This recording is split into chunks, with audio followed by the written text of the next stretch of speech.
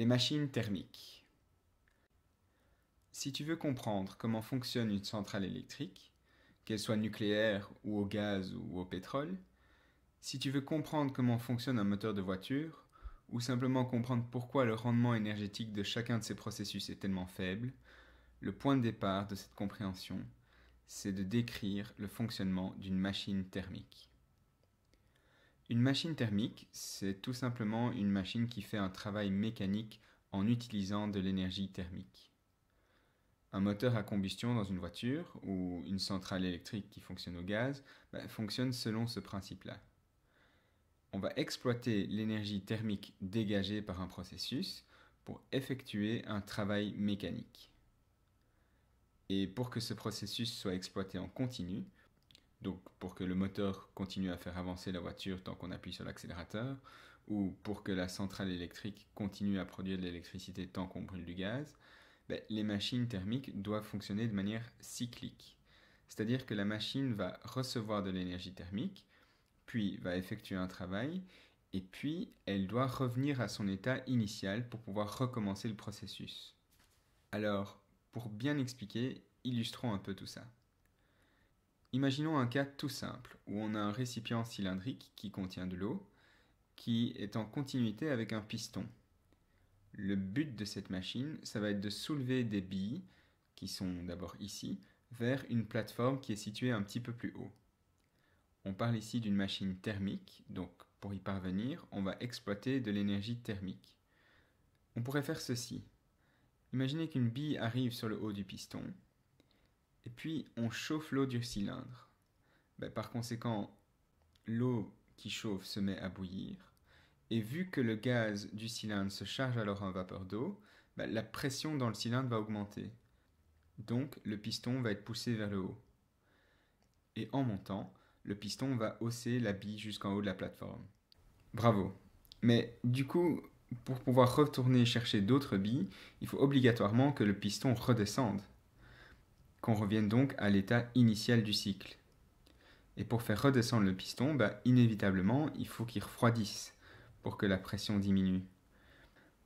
Alors, on pourrait par exemple attendre très très longtemps pour que l'énergie thermique se dissipe dans l'air environnant, mais si on veut pouvoir en continu faire fonctionner cette machine et continuer à soulever des billes, on va forcer un refroidissement plus rapide. Par exemple, en faisant couler de l'eau froide dessus. Et donc, une fois que le cylindre refroidit, le piston va redescendre. Puis, une fois que le piston est redescendu, paf, une nouvelle bille peut arriver sur le piston, rebelote, on chauffe, ça monte, on refroidit, ça descend, etc., etc. C'est un fonctionnement cyclique d'une machine thermique. Alors, la machine qu'on vient de décrire ici, ça s'appelle une machine à deux temps. Parce que dans un premier temps, elle reçoit de l'énergie thermique d'une source chaude, qu'on va symboliser Q1, et elle effectue un travail qu'on peut symboliser par la lettre W. Le travail qu'elle fait ici, c'est de soulever la bille. Donc ça, c'est le premier temps. Elle reçoit de l'énergie thermique et elle effectue un travail. Et puis dans le deuxième temps, elle doit céder son énergie à la source froide, qu'on va appeler Q2, ce transfert d'énergie-là. Et du coup, à la fin du cycle, la machine a retrouvé son état initial. L'énergie reçue est égale à celle qu'elle a cédée sous forme de travail et d'énergie thermique. Alors comme l'énergie se conserve, Q1, l'énergie qu'elle a reçue de la source chaude, est égale à W, le travail effectué, plus Q2, l'énergie thermique qu'elle a rendue à la source froide. Du coup, on peut aussi reformuler cette équation en isolant W, ce qui nous donne que W, le travail effectué, est égal à Q1 moins Q2, donc la différence entre l'énergie thermique reçue et l'énergie thermique rendue. Et finalement, on peut parler du rendement de cette machine thermique, comme étant la part de l'énergie reçue qui est transformée en travail mécanique. C'est donc le rapport W, travail mécanique effectué, divisé par Q1, l'énergie thermique reçue. Le rendement de la machine, qu'on symbolise par la lettre grecque eta, eta qui ressemble un peu à un N avec une très longue deuxième barre, donc le rendement eta est égal à W divisé par Q1.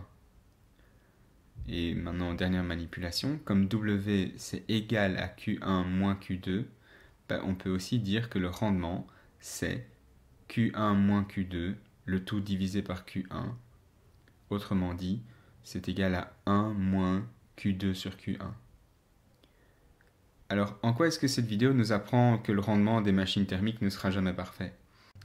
Eh bien, on l'a vu, pour fonctionner de manière cyclique et revenir à son état initial, la machine doit forcément rendre de l'énergie thermique à son environnement. Sinon, le piston ne redescendrait pas et on ne peut pas continuer à fonctionner. Du coup, il y aura forcément une énergie thermique Q2 qui va être rejetée.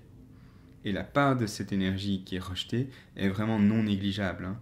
Dans une voiture à essence, par exemple, le rendement de la machine, le rendement du moteur, est de l'ordre de 30 à 35%. Donc vous vous rendez compte, 65 à 70% de l'énergie reçue est rejetée sous forme d'énergie thermique, notamment via les gaz d'échappement. Alors, dans une centrale thermique qui fonctionne au gaz, donc là où on produit une grosse partie de l'électricité dans le monde, eh bien, on atteint à peine les 50% de rendement. Donc, la moitié de l'énergie fournie par la combustion du gaz naturel est juste rejetée dans l'environnement. Et l'autre moitié sert à vraiment produire de l'énergie électrique utilisable. Donc c'est excessivement frustrant, mais c'est la réalité. Aucune machine thermique n'a un rendement de 100%. C'est d'ailleurs loin d'être le cas.